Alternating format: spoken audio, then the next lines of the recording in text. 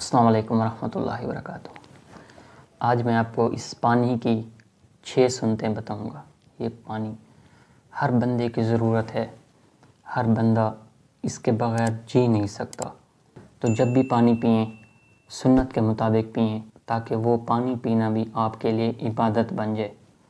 تو اس کی پہلی سنت ہے بیٹھ کر پینا، اس کی دوسری سنت ہے دیکھ کر پینا، یعنی پانی کو دیکھ کر پینا، اس کی تیسری سنت ہے بسم اللہ پڑھ کر پینا، اس کی چوتھی سنت ہے دائیں ہاتھ سے پینا، اس کی 5ویں سنت ہے کہ 3 سانسوں میں پینا، اور 6ٹھی سنت ہے کہ آخر میں الحمدللہ کہنا۔